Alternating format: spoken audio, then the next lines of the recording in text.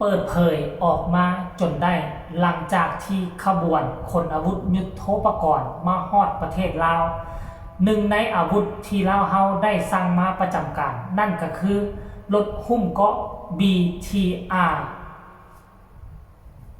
ทักทายสบายดี FC มดสุกูสุคนมาพบมาพ่อกันคลิปนี้มีเรื่องราวข้อมูลข่าวสารทางด้านการทหารล่าสุดเนาะดังที่มันเป็นกระแสฮือฮาต้นเดือนที่ผ่านมาหลายคนกระจับตาเบิงจับตามอง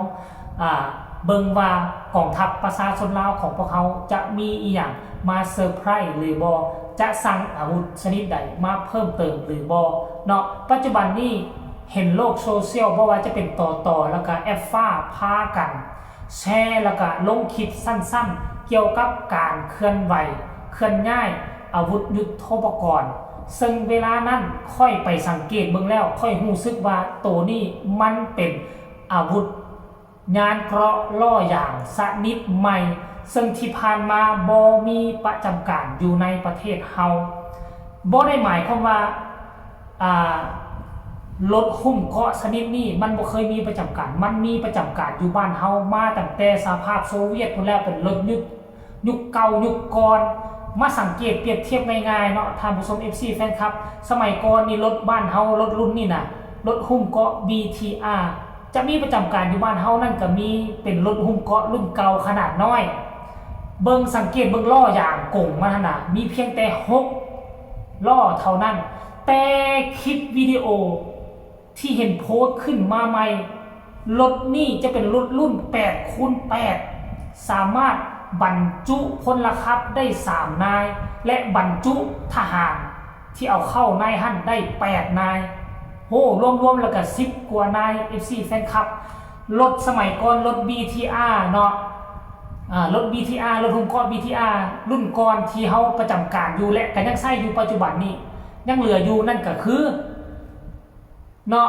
สามารถบรรจุทหารได้เพียงแต่5 ถึง 6นายเท่านั้นซึ่งมันเป็น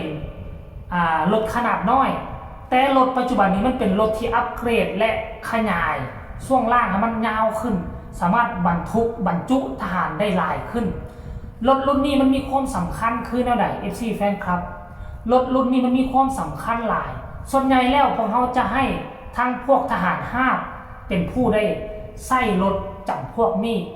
มันมีความว่องไวในการลุกคืบเข้าไปหาจุดที่เกิดเหตุเพราะว่ายกตัวอย่างว่าเกิดการปะทะกันอยู่ทางชายแดนแบบนี้การทหารก็สามารถใส่รถตัวนี้มุ่งหน้าไปก่อนเคลื่อนง่ายกำลังพลและมันมีความปลอดภัยค่อนข้างสูงมันมีเกราะ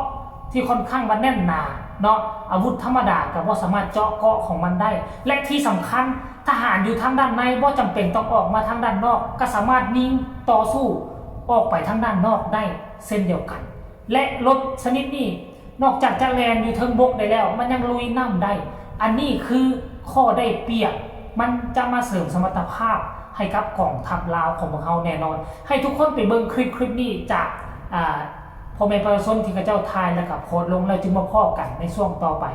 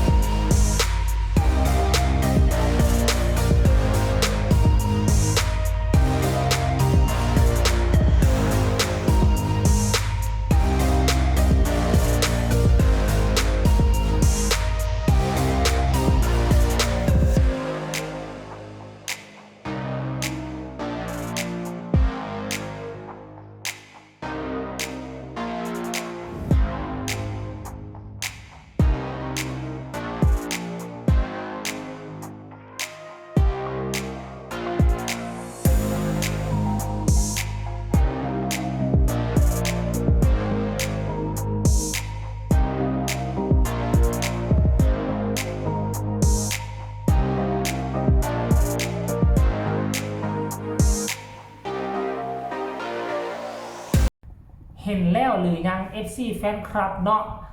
สำหรับค่อยคิดว่านะรถหุ้มเกาะ BTR รุ่นนี้เป็นรุ่นใหม่เนาะที่มาประจำการ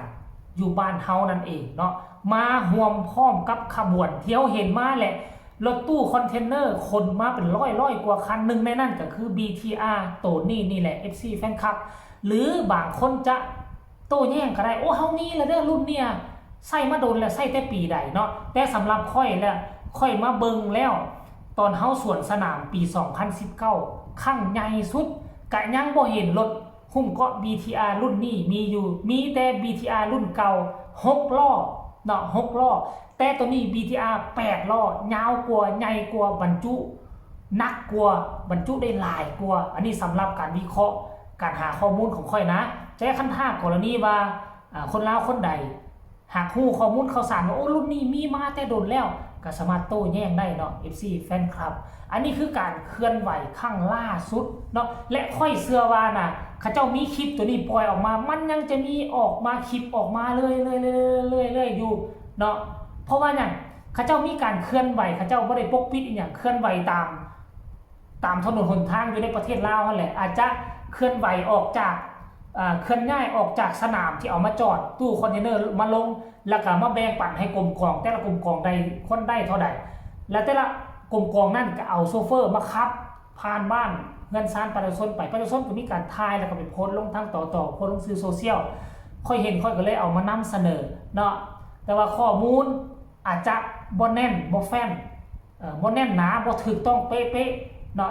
ถ้าผู้ใดหากรู้ข้อมูลความจริงเกี่ยวกับรถรุ่นนี้ก็สามารถส่งข่าวมาใต้คอมเมนต์ได้มาแลกเปลี่ยนบทเรียนนำกันเนาะท่านผู้ชม FC แฟนคลับค่อยก็มีเพียงแต่หน้าที่นำเสนอให้พ่อแม่ประชาชนลาวของเขาฮู้ว่าปัจจุบันนี้กองทัพของเขามีความเข้มแข็งเพิ่มขึ้นหลายกว่าเก่าสังเกตได้ง่ายๆคือปีนี้จัดหนักจัดเต็มคลิปต่อไปนี่อาจจะมีข้อมูลข่าวสารเกี่ยวกับอาวุธอื่นเดี๋ยวเป้าหมายหลักที่เขาจะจับตามองนั่นก็คือว่ารถถังจะเป็นรถถังรุ่นใดหลายคนก็มุ่งเป้าไปใส่ว่ารถถัง T72 เนาะ B1MS T72 B1MS ก็เป็นเฮาสร้างมาก่อนหน้านี้5ปีขอให้มันเป็น T72 B1M3 ไปแล้วกันคัน B1M3 นี่มันน้องของ T90 เลย T90 มันน้องตัวนั้นนักอาวุธเด็ดคักกว่าเก่าเอาไว้ให้คลิปหน้ากันแล้วกันคลิปนี้ขอฝากเอาไว้สำนีฝากทุกคนกดไลค์กดแชร์กดติดตามให้แน่เพื่อจะไม่พลาดในคลิปต่อไปที่สำคัญจะกดข้ามโฆษณาเนาะพบกันใหม่ในคลิปหน้าสำหรับคลิปนี้ขอกล่าวคำว่าสวัสดี